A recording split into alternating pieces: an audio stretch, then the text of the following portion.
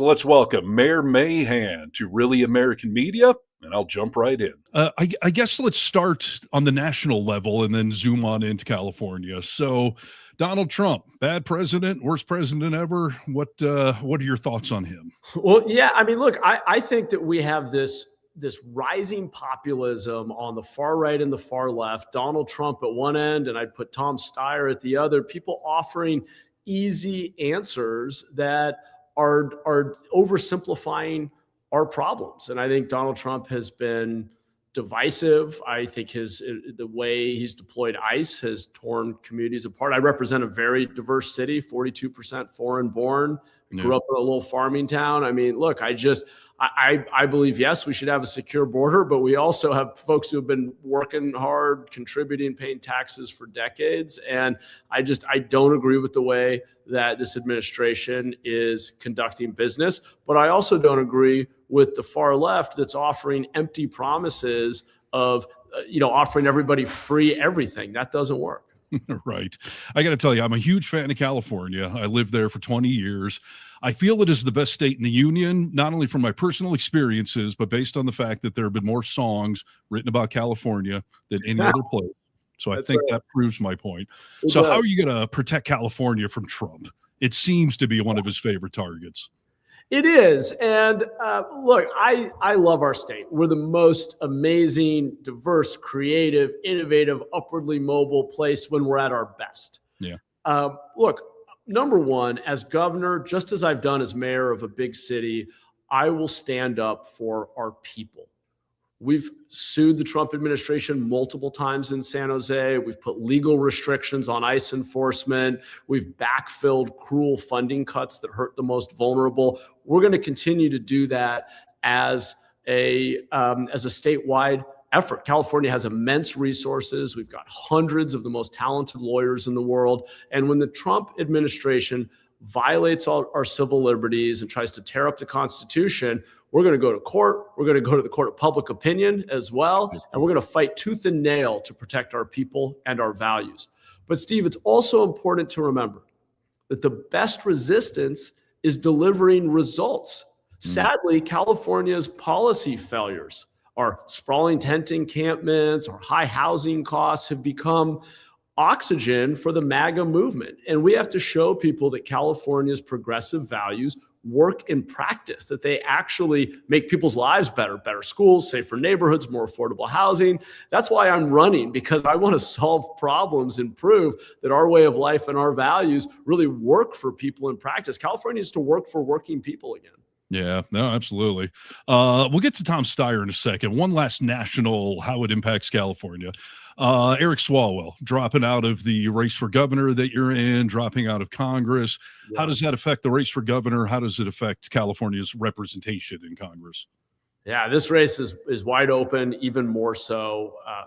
Swalwell is accused of heinous crimes and huge abuse of power. And I think it's symptomatic of a broken political system, an insider club, and a system that incentivizes all the wrong things. We far too often in our politics reward ego and celebrity and who's a good member of the team and raises money for one another. And it's a club. And I've, in my career, taken on the establishment within my own party when it's clung to a status quo that isn't working for working families. Yeah. When it's defending policies that prevent us from building housing, or it's defending policies that prevent our children from getting on grade level for reading. I care about outcomes. And I think the best antidote to a broken political system is transparency and accountability, showing people how you're spending their money, showing them the policies you're passing, and then most importantly, measuring the results. And when the stuff we're doing doesn't work, we have to be willing to admit it and change. Yeah. Well, speaking of transparency, let's talk about Tom Steyer, who is seems to be leading in the polls, but whoever knows. I know he's dumped like $100 million into this, trying to paint himself as the big progressive. Are you buying that? Does he think we're all stupid, for lack of a better term? What's your thought on all of his money that he's dumped in there? I am not buying it. Tom Steyer thinks you're stupid. I mean, this is a guy who has just spent $120 million trying to buy the governor's office after he failed to buy the presidency, spending $200 million in that endeavor.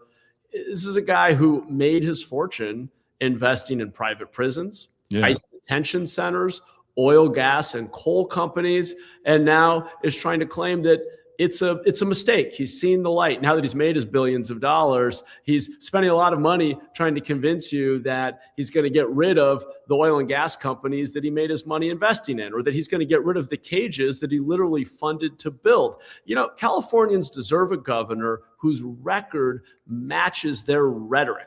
That's me. Yeah. Yeah, Steyer is saying that he's going to be, I don't know, hard on immigration or fair on immigration. I can't quite get a gauge on that. What's your take on his stance on that, and how are you going to do it differently or better? Yeah, I mean, look, I think Tom Steyer is, ironically, writing a lot of checks he can't cash when it comes to public policy. He's don't compare him to Maverick. That makes him sound too cool. Yeah, fair enough. Your ego's writing checks your body can't cash. That's right. What a great reference. I love it. But look, this is just classic political, in my view, malpractice. People promising things that they know they can't deliver. I find it very cynical. You say, we're going to do single payer. You're not going to do single payer without the federal government being on board with it, and they're not. And in fact, the last time California explored single payer, the price tag was $550 billion. Nobody could figure out how to fund it, and so it was abandoned. But that's one of his number one talking points. He's saying we're going to abolish ICE. California doesn't have the ability to abolish ICE at a state level. I mean, these are empty slogans and sound bites, and people deserve a governor who is focused on delivering real results in their lives. As mayor of San Jose, I didn't go promise a bunch of crazy things we couldn't do. I said, we're going to focus on a few core things, and we have. We've reduced homelessness by 1/3, moved thousands of people indoors. We removed barriers to building housing and got thousands of homes under construction at all income levels. We've made our city the safest big city in the country, the only one to solve 100% of homicides 4 years running. Wow. We've focused on the basic blocking and tackling of solving problems in people's daily lives using the tools that government actually has. And I don't buy a guy who made his billions in destroying the environment and oppressing immigrants, and then claims that actually he believes the exact opposite of everything he's done. I was going to say, do you think he actually believes his own progressive, quote unquote, messaging out there right now? I don't. I think it's cynical. I think it's a 180 from his entire track record and how he made his money.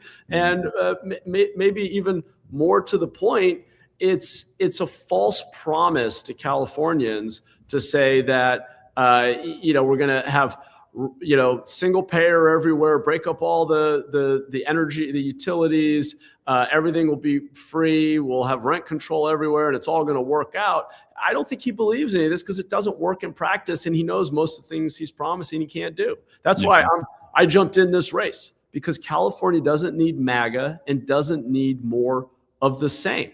What we need is pragmatic problem solving, focusing on what we can do to make people's lives better. We can get all of our kids on grade level for reading. We shouldn't be lagging behind Mississippi. We can build housing faster and more cost effectively so the middle class can afford to stay in California. We can bring down energy costs by upgrading our grid and being more practical in our energy policy so that working people can afford to get to work every day. These are real issues that affect people's daily lives, and there are real solutions to them. I jumped in to give people an alternative to MAGA on the one end and more of the same on the other. Right. Tom Steyer has definitely outspent everybody. Do you think he can buy California, or do you think Californians are going to see through that and hear what you're trying to tell them? I think Californians are smarter than falling for a campaign that's peddling false promises and is essentially an attempt from a billionaire to buy the governor's office. Yeah. Listen, like I said, I love California. I think it leads the nation in so many things. So give the audience your closing pitch, your elevator pitch. Why you, from mayor of San Jose to governor of California? Look, at our best, there's no place like California. It's the most innovative, creative, upwardly mobile place on earth. I've experienced that firsthand. I grew up in a small farming town, working class community. My mom was a teacher. My dad was a letter carrier. we were paycheck to paycheck. And my pathway to the middle class and more security in my life was education, public buses, the public library. I know what it means for government to work for working people. That's my focus. And it's not just what I say, it's what I've done. As mayor of San Jose, a big city, I've led us to become the safest big city, to build thousands of new homes, to reduce homelessness, and to balance our budget without raising taxes. That's the kind of pragmatic leadership California needs at this moment.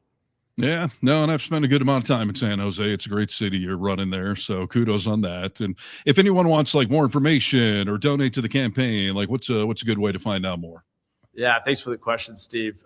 Mahanforcalifornia.com is where you can learn more, and I would love to connect with your listeners and invite people to be part of our movement to move beyond this toxic, hyper-partisan politics at the extremes and focus on real problem solving and creating more opportunity for Californians. Yeah, no, I agree. It's what we need. And I'm glad you took some time to come over here to Really American. We'll help spread the word. So, Mr. Mayor, I know you're a busy guy. So carry on with the day. And thanks so much for taking the opportunity or giving me the opportunity to ask some of these questions of you. No, thank you, Steve. I really appreciate your time. Thanks so much.